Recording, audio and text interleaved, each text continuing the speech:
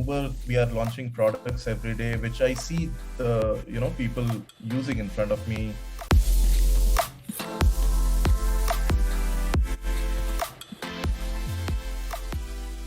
Hello everyone, welcome back to another series of podcasts. This is Chandan Palwar from Growjunction. I welcome you all to an insightful technical program management focused podcast that is again powered by Growjunction. Today we have an eminent personalities with us, Mr. Prabir Banerjee. He has joined Uber as technical program manager and completed his PGP at Indian School of Business, the most prestigious institute in our country, in strategy and leadership and IT systems management. He is an experienced data warehouse specialist with a demonstrated history of working in the IT and service industry in life sciences domain. He has served as an assistant consultant at TCS for more than 7 whole years. He believes in upskilling oneself. That is one of his guru mantra, and thus have scaled in many of the concepts like Informatica, Talent, SQL, Oracle database, etc.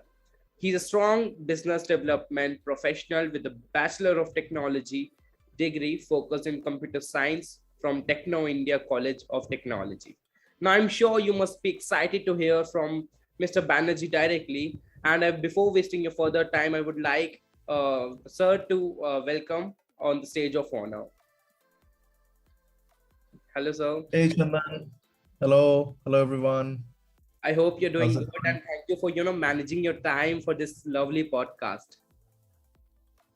No, I'm happy to be here. And I really appreciate the work that you guys are doing in motivating the young leaders of tomorrow in the country. So yeah, happy to Thank help. you for your kind words, sir. And definitely, Grow Junction and even me, takes this pride for hosting a podcast with you. So, sir, before we start this podcast, we would love to, that you just speak about few of the like 2 to 3 lines about yourself. Where do you come from? To a lovely audience, and I'm sure having a brief concept about where you come from and how your journey started will definitely give a greater picture of your personality. Absolutely. So to give a brief idea, I grew up in Patna, and I went on to join computer science engineering in Techno India in Kolkata. Thereafter, I joined TCS, and I was fortunate. It was a very happening space at that time in the domain of business intelligence and data warehousing. I went on to become a data warehousing specialist, was doing architect level stuff, and also some program management, project management activities. Okay. I was working in US for a while at client location with Johnson and Johnson, and I thought I wanted to get back to India to stay with family again. So I thought, if I have to be in India and still sustain the lifestyle that I had in US, I needed a big jump. So I started applying to B schools. I took the GMAT and went through ISB, and um, eventually landed up a job in Uber during my campus placements. And here I am working as a senior technical program manager in Uber. So Okay. that's the very like 30,000 feet view Okay. of my journey so far. Okay.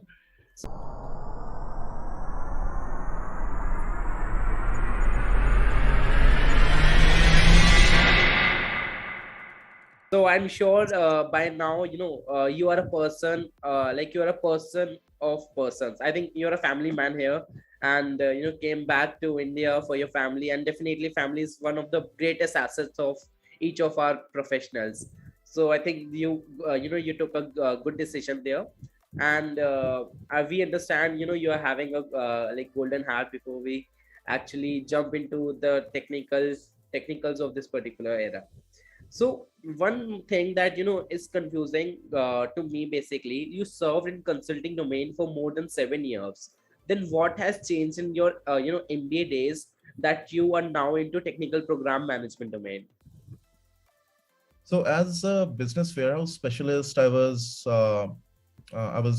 building a lot of these reports which business would tend to use.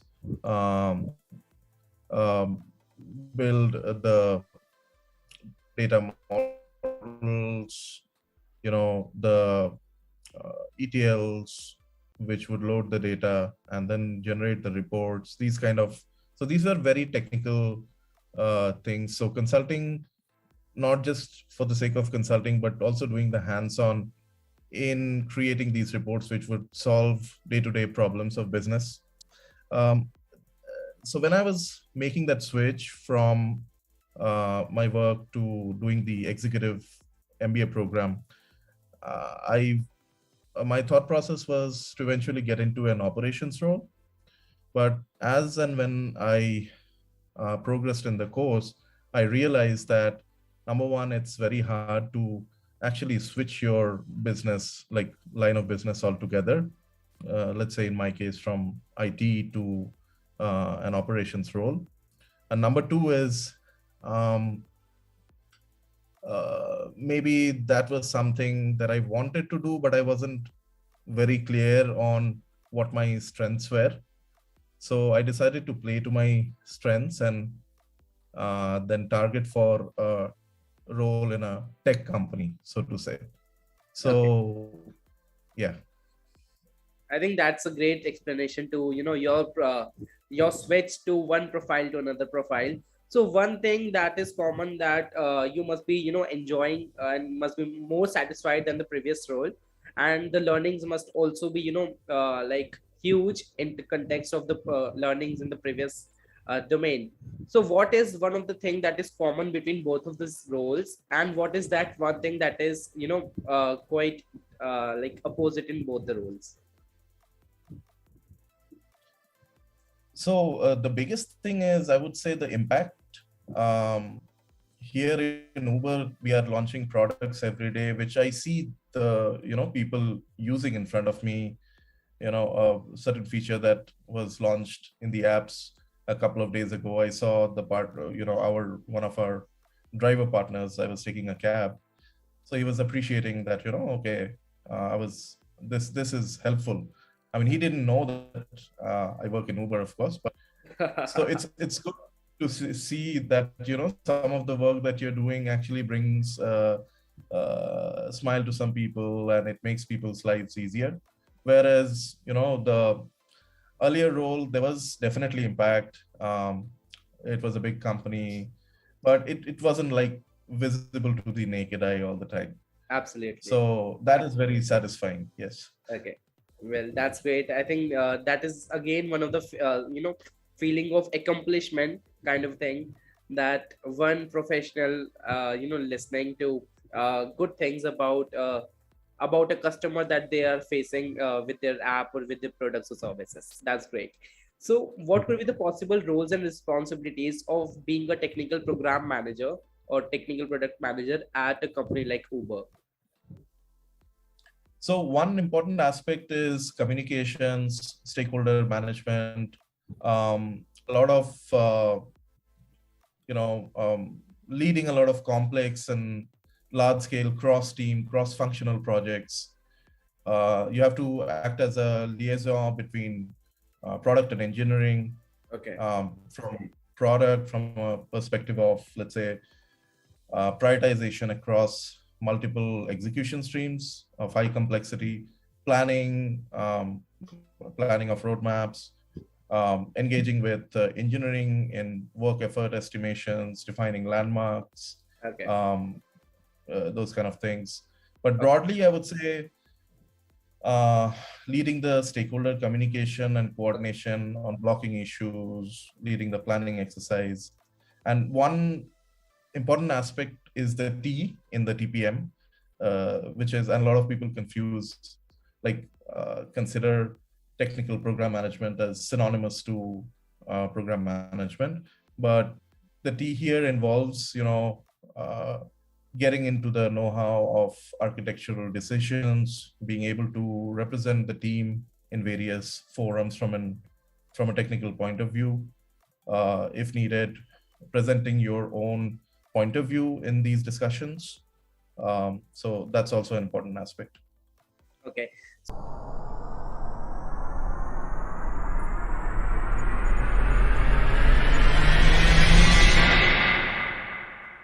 So I'm sure, like people who are currently watching this podcast must be, if they're watching this podcast by now from the beginning. So this is one of the like clear statement that they are having their interest into your domain. So technical program management is something that they're looking up to. So they must also be eager to know about what could be the possible skill sets that companies like Uber sees in the prospective candidates in order while the recruitment stage. Um, the biggest asset is, written and verbal communication, of course. Ability to deliver program status, roadmaps, business outcomes and impacts and metrics.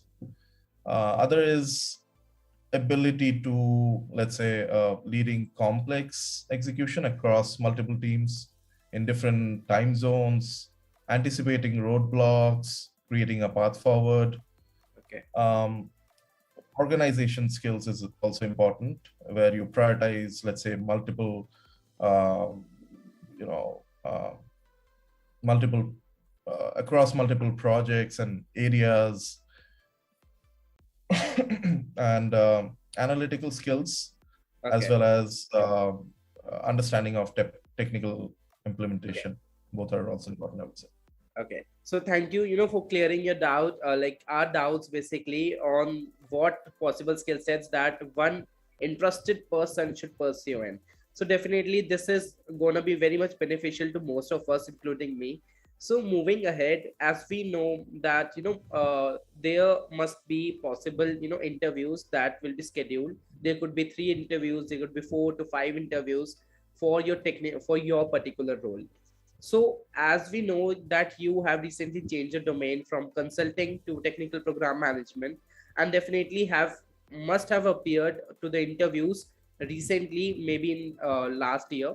So you must be having a fresh idea on how exactly, what could be the possible questions that are asked in an interview, or what could be the possible, how an interviewer, how an interviewee seeks one of the things from the interviewer. So can you please enlighten few of the facts of that? Yeah, very good question, actually. It's a very common hurdle we face. And I'll tell you a story about one of my interviews, like a very short one, Sure. when I was trying to get into these B schools. So, and that's a precursor to the point that I'm trying to make. So it was, I think, my IIM Kolkata interview final round, and I was in New Jersey in US. So it was 6 a.m. for me. And I was a little surprised, that maybe these people could have been a little more sensitive about the timing they're scheduling the interview at. Because India time, it was all obviously okay, but they must also be having a very busy schedule because of which they scheduled it. And they asked me, the time is a little awkward. How did you, are you okay with this? I said, yeah, I'm fine. It's not that I wake up this early every day, but it's okay. I can do that once in a while. Right. So I think that was that one statement, I bombed my interview totally. Right. Yeah. So the idea is, you're not expected to wake up at like 6 a.m. and attend classes or attend meetings when you're working in a company. Absolutely. But once in a while, you might have to do that, and you can't be saying that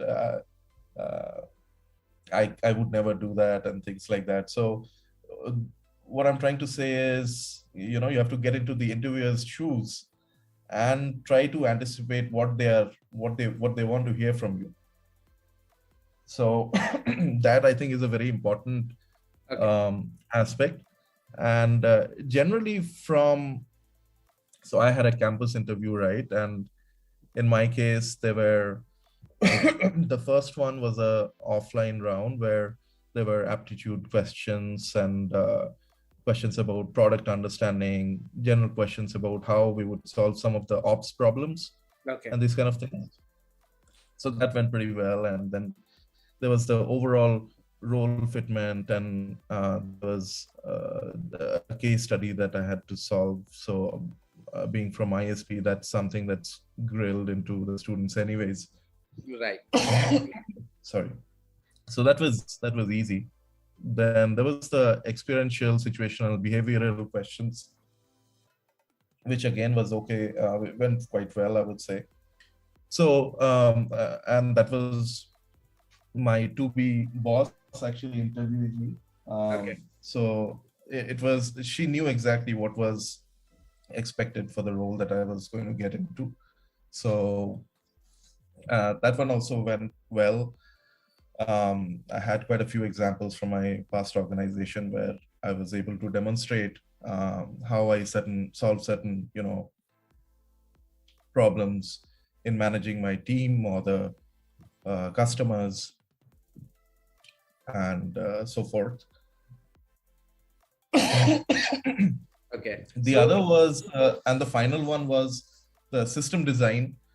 So that one, because there's a lot of web development going on in the company here in Uber, okay. and I'm being from a data warehousing background, so it wasn't very easy for me. But a little bit of reading online around the system design interviews and questions, so those things did really help. I was Okay. able to, yeah. Okay. So thank you, sir, for sharing your insights and also your experience. And definitely thank you so much for getting on board with Growjunction and be standing in front line for helping students in masses who are intending to pursue your career in the near future. So, sir, it takes pride in for me to host personality like you, and definitely I wish you the best of luck for your future endeavors. Hey, thank you so much for having me here. Wish you all the best. My pleasure, sir.